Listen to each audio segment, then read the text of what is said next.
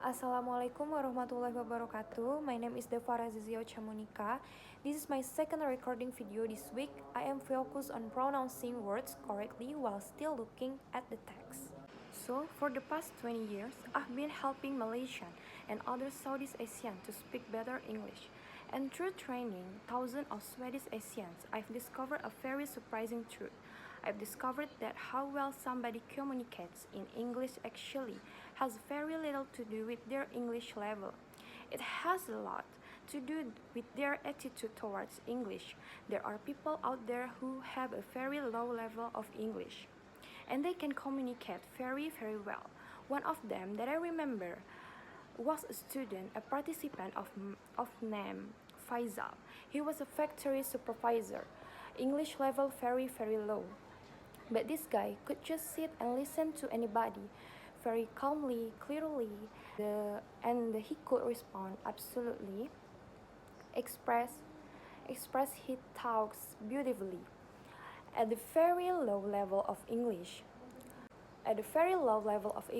So today I want to share with you what is so different about people like Faisal. How do they do it? And second of all, why is this so important? Not only to you, but to your children, to your community, and to the future of Malaysia. And third of all, what's one thing you can do? Starting today, if you want to speak with that calm, clear confidence that people like Faisal have. First of all, what is so different? How do people like Faisal do it? To answer that question, I'm going to take you back about 10 years. Okay, I was training staff at that time, and my daughter at the time was taking piano lesson. And I start to notice the really strong similarities between my daughter's attitude or thinking towards playing the piano and a lot of Malaysian thinking or attitude toward English. First of all, I should tell you my daughter absolutely had piano, had the lessons, had practicing. This is my daughter practicing piano, okay? This is as good as it got. This is the real thing, and she dread going to piano lessons because to my daughter, going to piano lessons, she was filled with this sort of dread because it was all about not screwing up because like a lot of piano students. To both my daughter and her teacher, her success in piano was measured by how few mistakes she made. At the same time, I noticed that a lot of Malaysians went into English conversations with the same sort of feeling of dread. This sort of feeling that they were going to be judged by how many mistakes they were going to make and whether or not they were going to screw up. Now, the second similarity that I noticed was to do with self-image. My daughter, she knew what good piano sound like, right? Because well, we've all heard good piano, and she knew what her level was, and she knew how long she'd have to play for to play like that. And a lot of Malaysian, I noticed, had this idea of what good proper English is supposed to sound like and what there I see a lot of you not and what their English sound like and how far they would have to go to get there.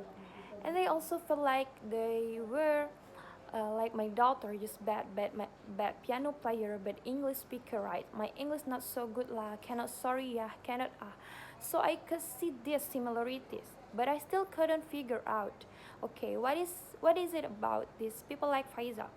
They are so different. They can just do it smoothly, calmly, confident. One day I discovered the answer, and I discovered it quiet by change. It was a day when my computer broke down and I had to go to a cyber cafe. Okay, it was my first time, and I discovered cyber cafes are these disgusting places. Okay, they're really gross. They're similarly and they're filled with boys and they're all playing noisy violent games. They're just disgusting places.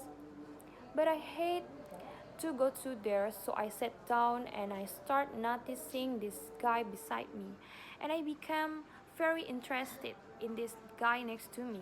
Now this guy is playing this game that is basically it's like shooting people until they die, and it, and that's the game, right? And I'm noticing that this guy is not very good. In fact, he's terrible, right? Because I'm looking and I'm saying like a lot of shooting and not much dying, right? What really interested me was behind this lousy player where three of his friends sort of standing there watching him play. What I really noticed was even though this guy was terrible, even though his friends were watching him, there was no embarrassment. There was no feeling of being judged. There was no shyness, in fact, quite the opposite. This guy's totally focused on the bad guy, smile on his face. All he can think about is killing these guys, right? And I'm watching him and I suddenly realize this is it. This is the same attitude that people like Faisal have when they speak English, just like this guy when Faisal gets into an English conversation. He doesn't feel judged. He is entirely focused on the person that he's speaking to and the result he wants to get. He got no self awareness, no doubts, no thoughts about his own mistakes.